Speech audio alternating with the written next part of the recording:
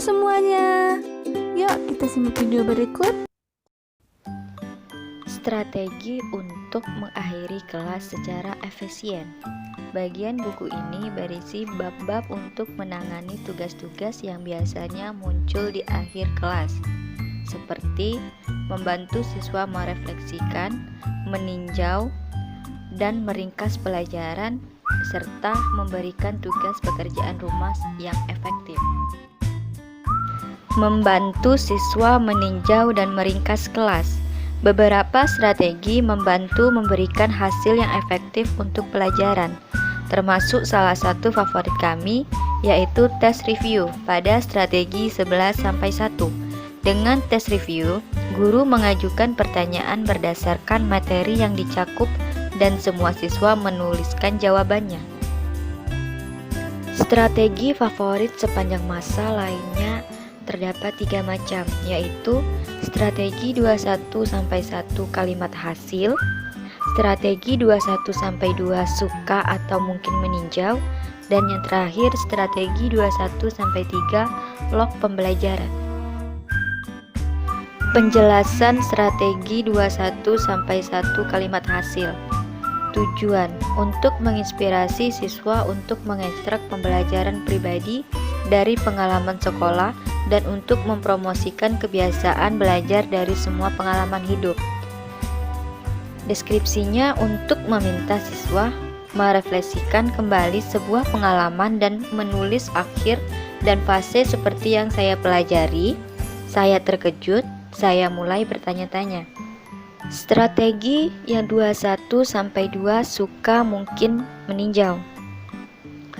Tujuannya untuk mengajar siswa meninjau tindakan mereka secara konstruktif dan berpikir terbuka. Deskripsinya meminta siswa untuk melihat kembali perilaku mereka dan menulis apa yang mereka sukai tentang hal itu dan apa yang mungkin mereka lakukan secara berbeda di lain waktu. Strategi 21-3 log pembelajaran. Tujuannya untuk membantu siswa memantau pembelajaran mereka sendiri. Deskripsinya secara teratur meminta siswa untuk menulis tentang pengalaman belajar mereka dalam buku catatan atau folder khusus, kemudian dapat kita ulas secara berkala. Strategi 21-4 mengakhiri whips around. Tujuannya untuk mendorong semua siswa memikirkan kembali pelajaran dan untuk mengingatkan kembali pada pengalaman siswa tentang pelajaran tersebut. Deskripsinya meminta setiap siswa secara bergiliran maju ke depan untuk menyampaikan apa yang sudah dipelajari hari ini. Saat siswa maju, maka guru akan menanyakan apa saja yang sudah mereka pahami dari pelajaran hari ini dan apa yang dia sukai dari pelajaran ini. Strategi 21-5 gambaran mental. Tujuannya untuk membuat pembelajaran lebih dimengerti siswa dan untuk memahami apa saja yang dibutuhkan siswa. Deskripsinya meminta siswa untuk membuat gambaran mental tentang konsep, proses, atau pembelajaran. Strategi 21-6 belajar log exchange. Tujuannya untuk menyuburkan pembelajaran siswa. Deskripsinya meminta siswa untuk sekali menukar log pembelajaran dan memberi umpan balik yang konstruktif satu sama lain. Strategi 174 dan 21-2. Pertama, siswa bertukar log pembelajaran sehingga mereka dapat membaca sampel dalam 3 atau 4 log lainnya. Siswa kemudian memiliki 2 pekerjaan. A. Menulis apa yang mereka baca. B. Menulis apa yang mereka lakukan secara berbeda di masa mendatang saat menulis log mereka sendiri. Atau siswa dapat menulis kalimat hasil strategi 21-1 dari tinjauan log. Strategi 21-7. Kartu pikiran atau perasaan. Tujuannya untuk mempromosikan kesadaran diri yang sehat. Deskripsinya meminta siswa untuk membuat catatan, biasanya tanpa nama, yang bersifat pribadi, pikiran, dan perasaan yang saat ini mereka sadari. Strategi 21-8. Perayaan kecil. Tujuan untuk meningkat energi dan memperkuat perasaan komunitas ruang kelas. Deskripsinya berhenti sejenak untuk menghargai usaha siswa dengan momen bersama tepuk tangan karena telah menyelesaikan satu segmen pelajaran.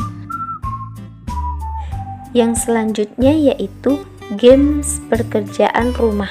Dengan adanya games atau kita mengadakan games, tujuannya untuk menambahkan semangat kreatif pada pekerjaan rumah atau yang mengerjakan PR. Contohnya dengan memberikan skala waktu untuk mereka mengerjakan PR atau tugas tersebut. Pekerjaan rumah berlapis-lapis bukan gumpalan, yang artinya kita memberikan pekerjaan rumah yang berbentuk PR walaupun banyak tetapi tetap terstruktur. Tujuannya yaitu agar pekerjaan rumah lebih menarik dan lebih efisien dengan memberikan pekerjaan rumah yang menawarkan latihan dengan konten saat ini, meninjau konten lama dan melihat konten baru, sehingga akan banyak muncul pertanyaan dari benak siswa.